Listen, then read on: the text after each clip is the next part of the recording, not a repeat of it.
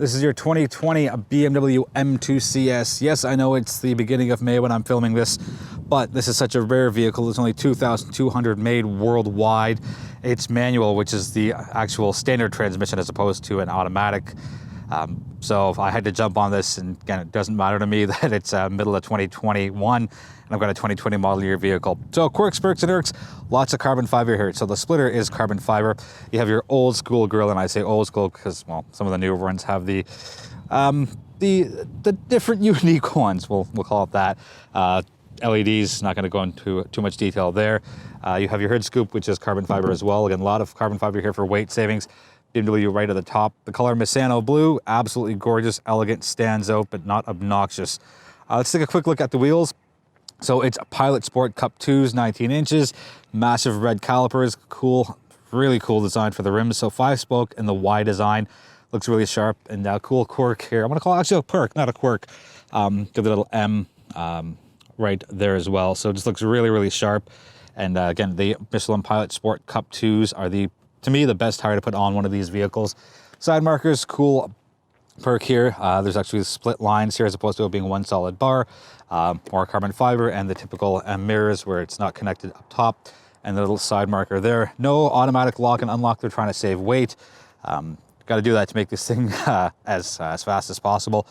Taking a look around the rear, looks all the same up front, or in the middle, sorry, but you do get a carbon fiber spoiler up top. You get your quad exhaust and a little more carbon fiber down low, and your M2 CS. But the lights are, I wouldn't say they're modern because the new BMWs, the 2021s, have a different style, but to me, this looks absolutely beautiful and gorgeous. And again, doesn't matter to me that it is last year's model, so to speak.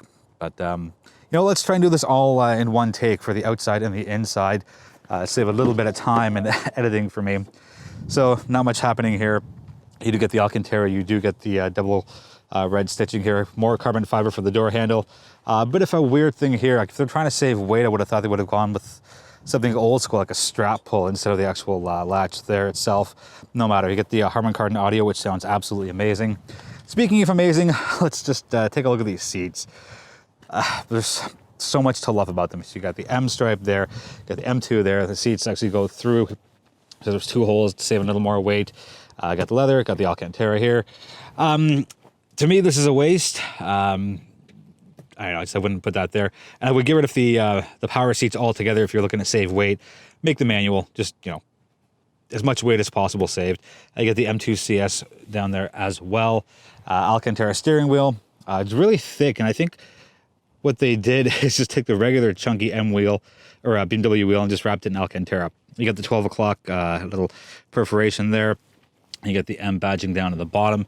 Let's take a quick seat inside. If you think you're in a time machine, you very well might be. Very, very old school as far as this goes. And it's actually like, there's no protective glass on top of it. It's like I'm not sure if you can hear that through the microphone, but like it's actually raised up through here. So it looks really cool, but very, very minimalistic here. And yes, you have the M2 up there. A nice short cover here, or short hood for your dashboard. M1, M2 buttons, just to show you how, I feel bad saying it's old, but the new ones have the buttons right there, and they're red, and you just tap them with your thumb, whether it's the left hand or the right hand. Infotainment, fairly small, but it still works perfectly because, to me, the gold standard for infotainment is here, and it's a scroll wheel. You just cannot beat that. Star of the show is right here. We'll get into more of this in the driving portion, but yeah, 6-speed manual. I love it. Let's get that in focus a little bit. There we go. There's a good look. And your different controls here for normal, sport, and sport plus, and your traction control on off, which is also your MDM. Standard stuff here. Another cool move here is good old handbrake, which is not electronic. A bit of an irk. I don't really care personally. There's no armrest, so your arm kind of falls down, but USB port is there. But if you're in this car, you're going to want to have both hands on the wheel as much as possible.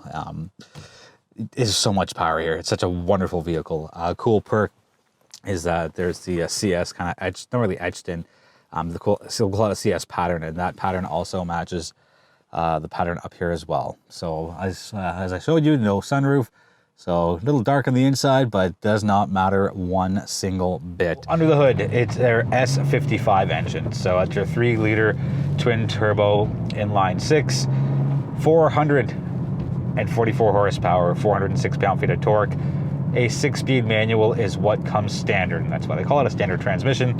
At least that's what they did back in the day.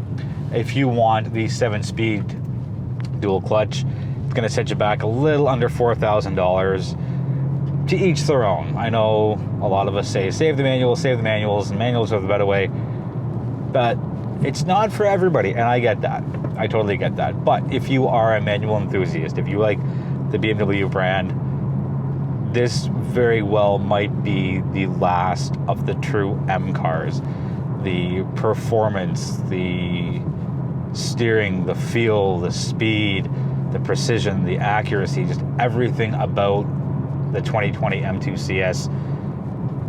To me, it's nearly a perfect vehicle.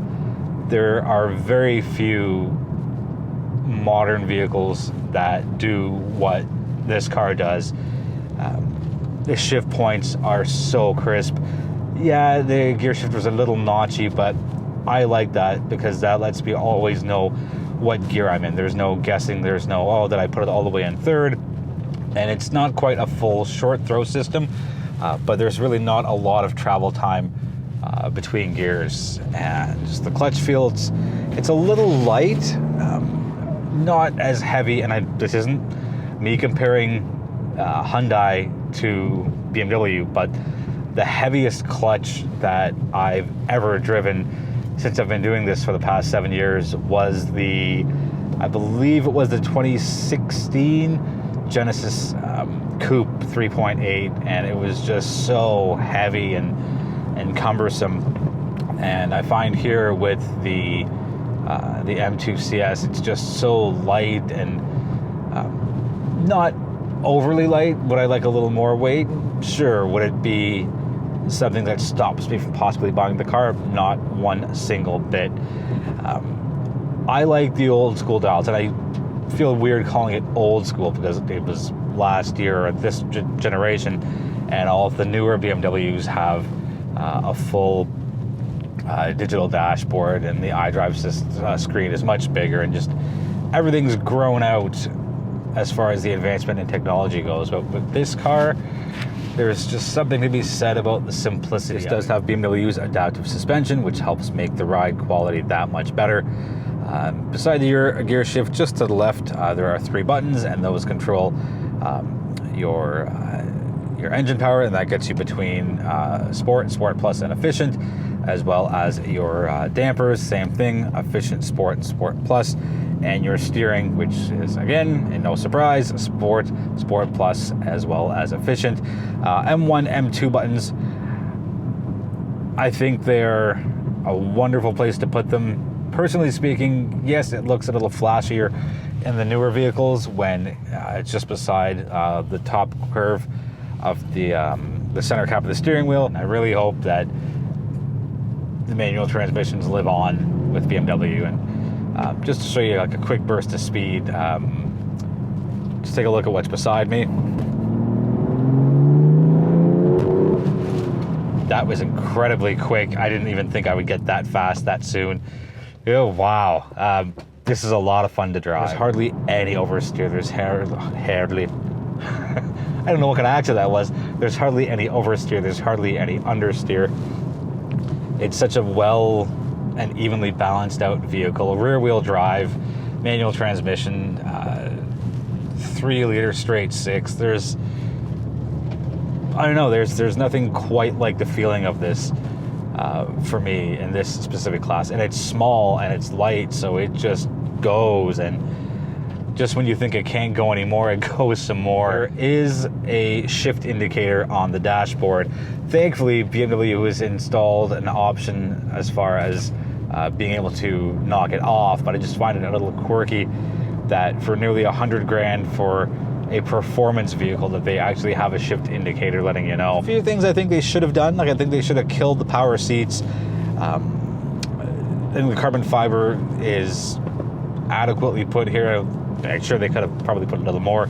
I would have gotten rid of the door handles and made it into a little into a door strap. What else? I'd kill the Alcantara steering wheel. I'd just make it like a straight leather steering wheel. I'd get rid of the heated seats as well. If you've got any questions on the 2020, not 2021, the 2020 M2 CS, let me know. Now, this is at the end of its generation, which is why I say this very well might be the last true BMW M car in the rear wheel drive with manual transmission. We'll see what BMW does in the coming years. We'll see what demand does. Again, screaming on the internet that you want manuals and you're angry that the manuals are dying, that's all good and great, but until you start actually driving them and buying them, they're not going to be around forever. On that note, thank you so much for watching. I appreciate the support, and feel free to subscribe if you haven't already, and feel free to tell somebody about the channel who you think might appreciate what I do. Be well, be healthy, be safe, and I'll see you in the next video.